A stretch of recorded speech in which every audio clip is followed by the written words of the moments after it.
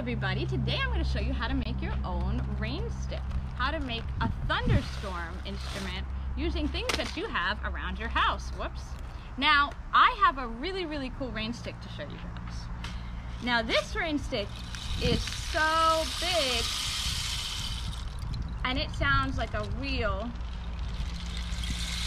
thunderstorm or a wave in the ocean.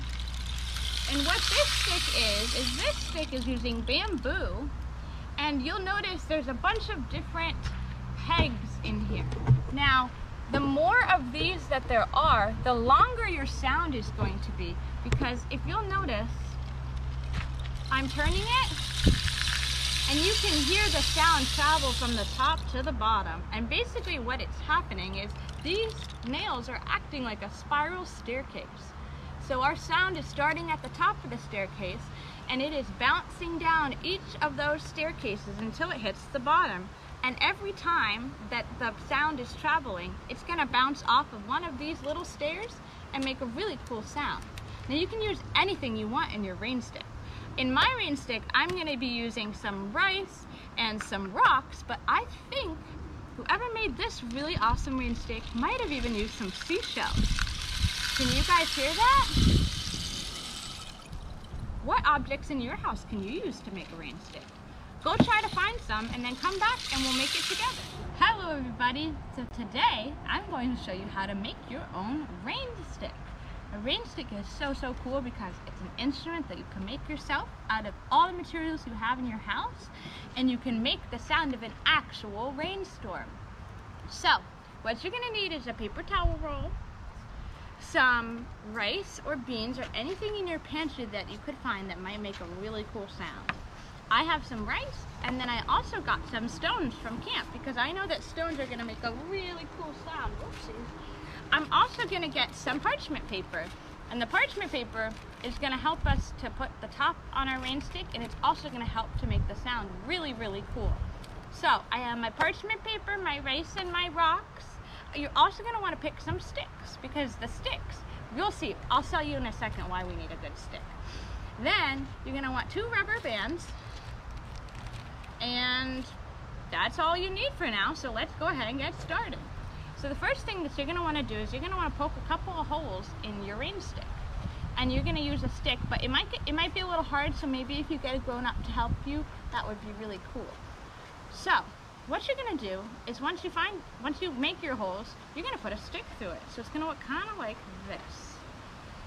Now the reason that you're doing this is because if you look inside, you can see that the stick is blocking off a little part in the middle of the Rainstick. And that's going to help to make our sound last longer. And you're going to see why in a little second. So let's keep adding some more sticks. And like I said, it's a little hard to poke the holes, so if you have trouble, maybe ask a parent or a sibling or someone to help you.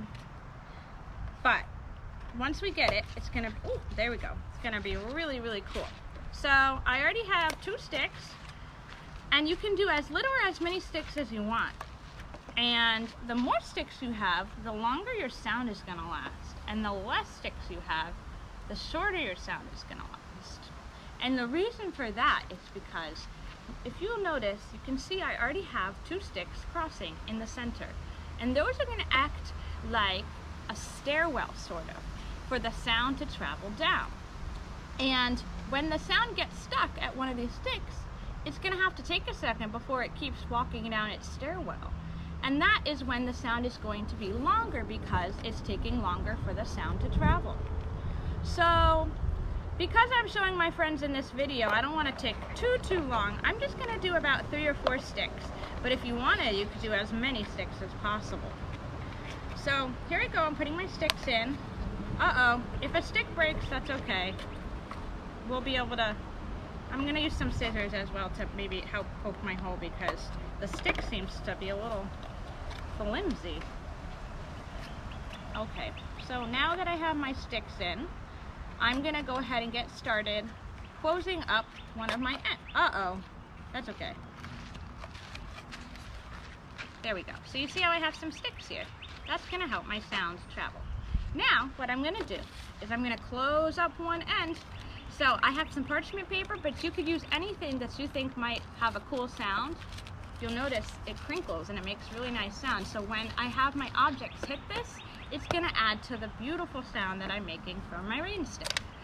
So I'm gonna take a rubber band and I'm going to attach this, and I'm gonna attach it as tight as I can, because if I accidentally take it off, all of my sound, my beans, my rice, they're all gonna come flying, and I don't want that to happen. So now you see I have one end that is closed up. So now is the fun part. I get to add my sound. So I have some rice here from our kitchen. So I'm gonna add a little bit of rice. You hear that sound? Let me see.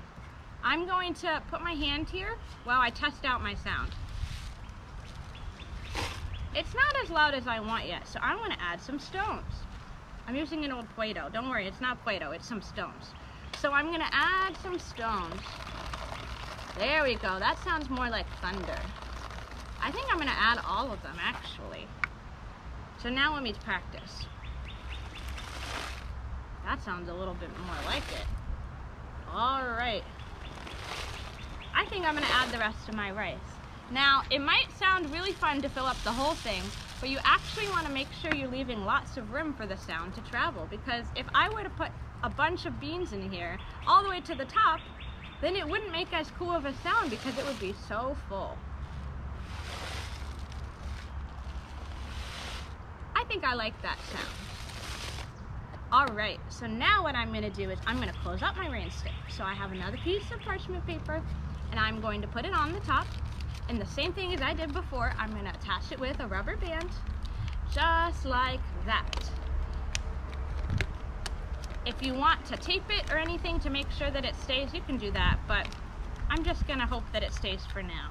So now I have a rain stick that is sealed up and it's ready to be used, but it's still a little boring looking. So I'm gonna decorate it. I'm going to add raindrops so it looks like a real rain stick.